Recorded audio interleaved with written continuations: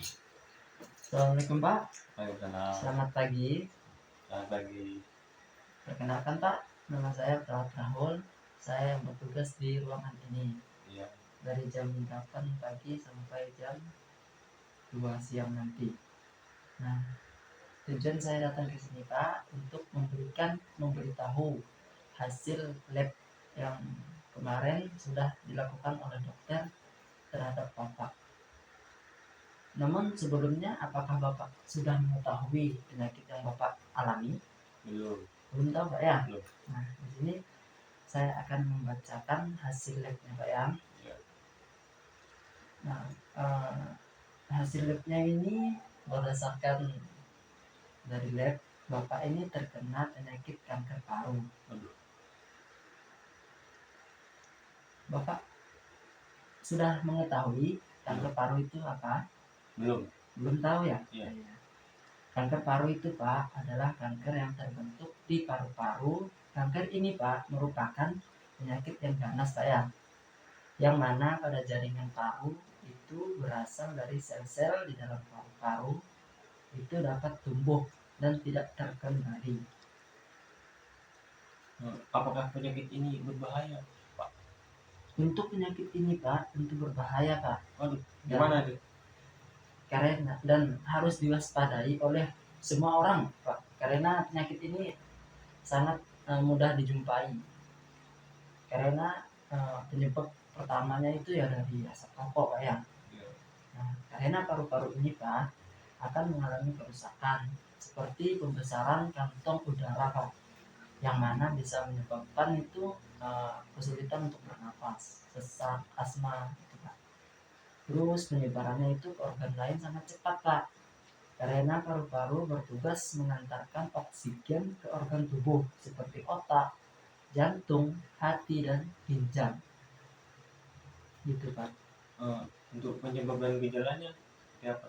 Untuk penyebab dan gejalanya itu Pak, kanker paru paling sering ya Pak ya, terjadi akibat asap rokok yang merokok gitu Pak.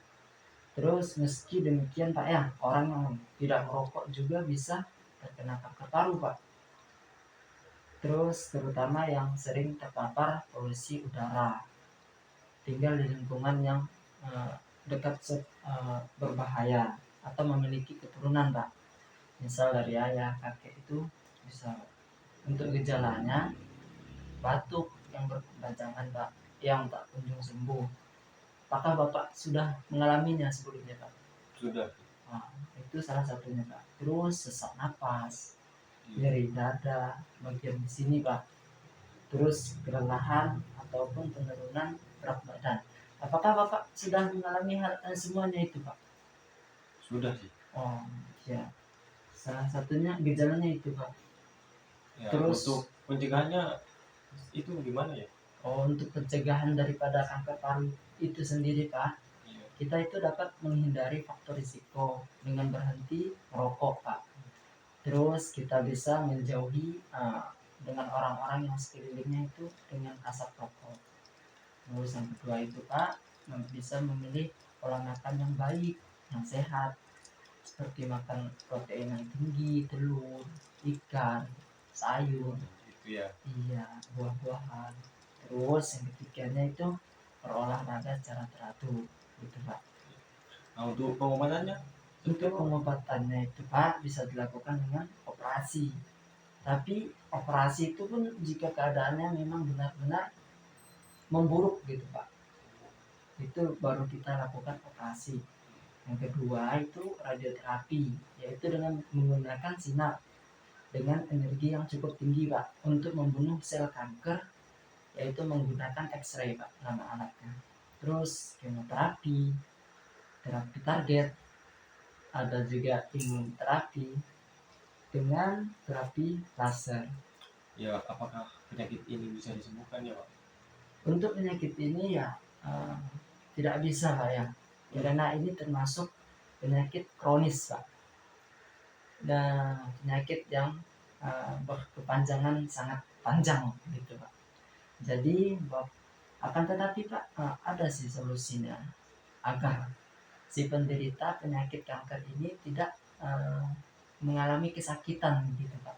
Iya. Jadi Bapak itu harus selalu pergi kontrol gitu Pak, ke rumah sakit, periksa ataupun ke klinik, puskesmas. Tapi itu harus rutin Pak. Kalau tidak rutin otomatis akan berkembang biak begitu Pak sel kankernya. Apakah Bapak paham? Iya, saya paham. Paham ya Pak ya? Iya. Sebelumnya apakah ada pertanyaan lagi Pak? Tidak ada. Oh, berarti sudah paham ya Iya. Pak? Ya, semoga dikuatkan terus Pak ya, Iya. sama. Saya izin pamit Pak. Baik. Ya, assalamualaikum. Waalaikumsalam.